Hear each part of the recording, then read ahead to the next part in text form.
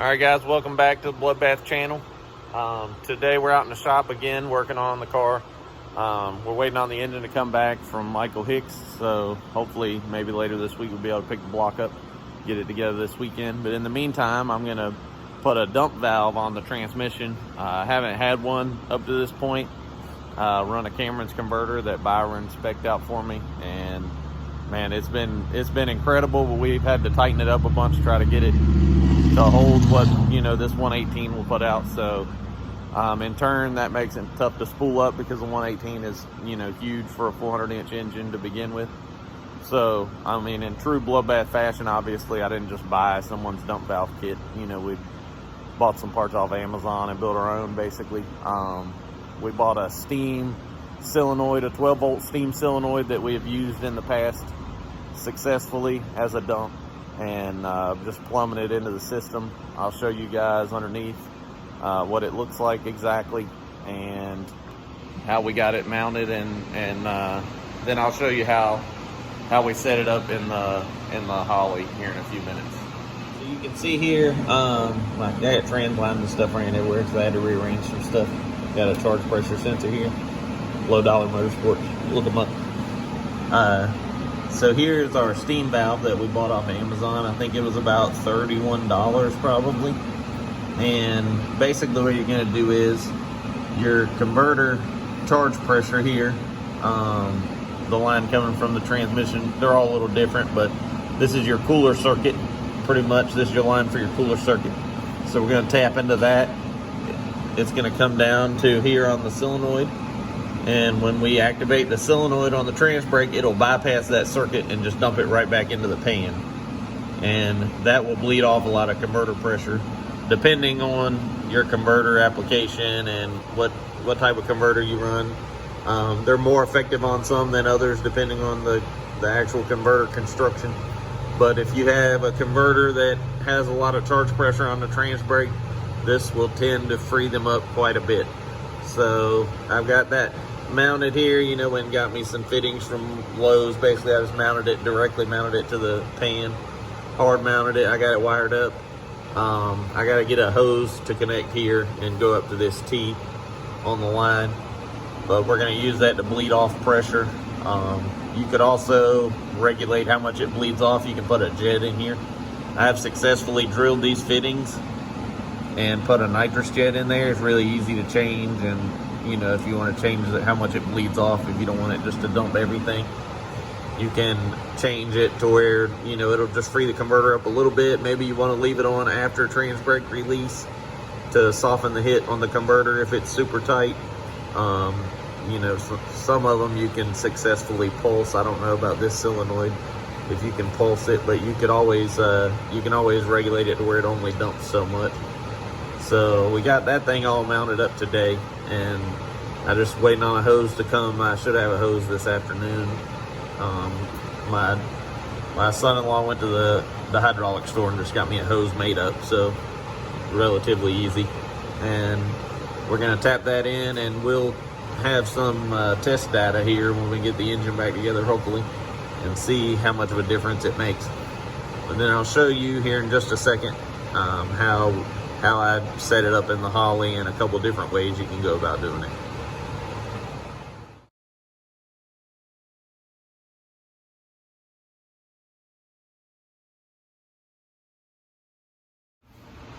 All right, so I'm going to show you guys in here.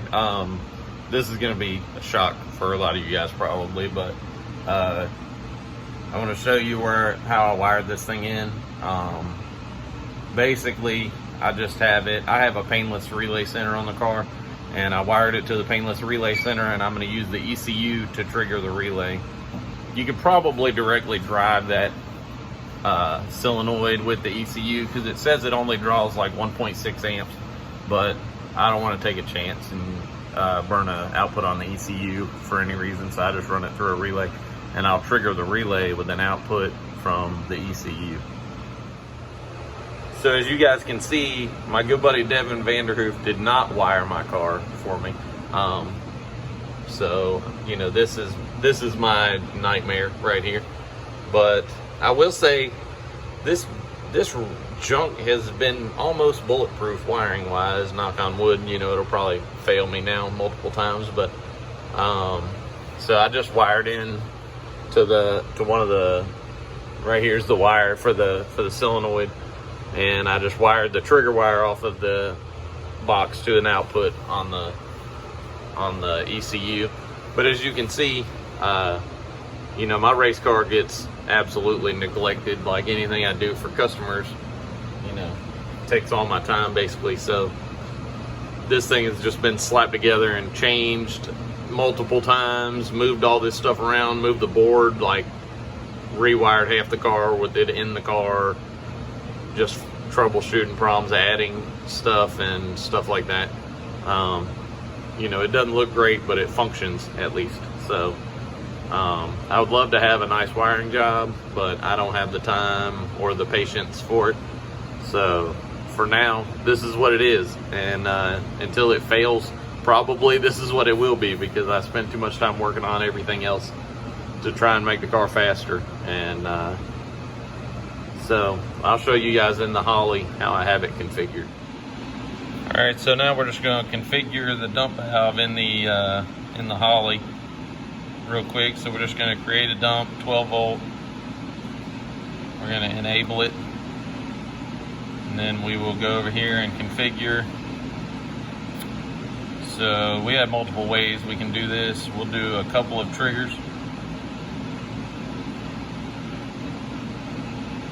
So we'll do a single trigger here. I think I'm going to do it this way most likely. We'll do it when trans brake is enabled,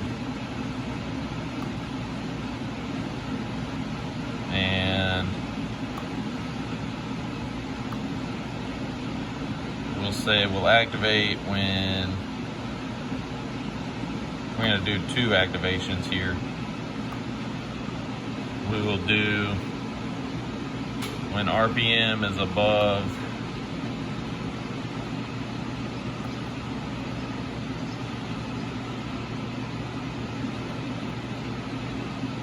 just do an RPM is above, say, 2500, because we don't want it to activate when we're in reverse, backing up, or whatever. And then we can dump it, say, when boost.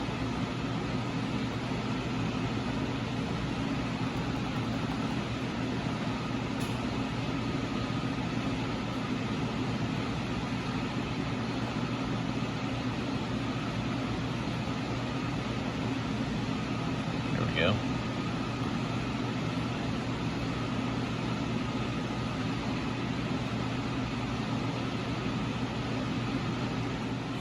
Okay, here we go. So we'll activate it when RPM is above 2500. That way, when I have to use the trans brake to back up, it won't activate the dump and, you know, loosen the converter up for no reason.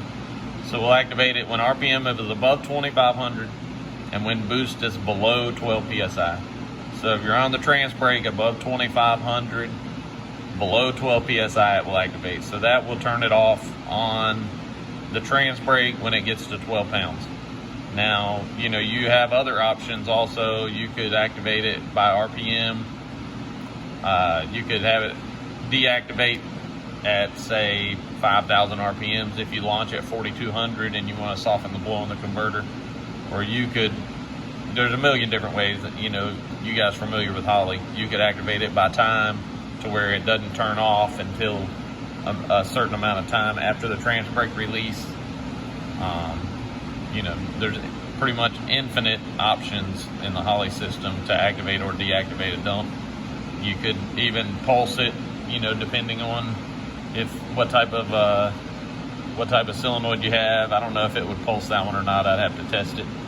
But you could set it up as a PWM output, and you could make an entire table to pulse it, say, by RPM, you know, where it would be 100% open on the trans brake, and then at 4,500 it would start closing, and then maybe it wouldn't close fully until 5,500 or so, depending on how loose you wanted your converter.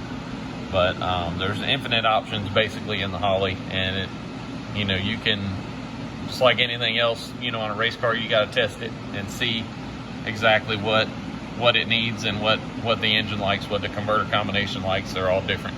So testing is really the key. But just want to show you guys, you know, you can put a dump together for like 50 bucks. Basically, I think I have invested maybe 60 with the line, and, you know, use the Holley to control it and pretty much figure out what the car likes from there. Don't forget to like and subscribe to the channel. We got some racing action coming up. We may have some Mexico action coming up here in the next couple of days. I'll keep you guys informed on that.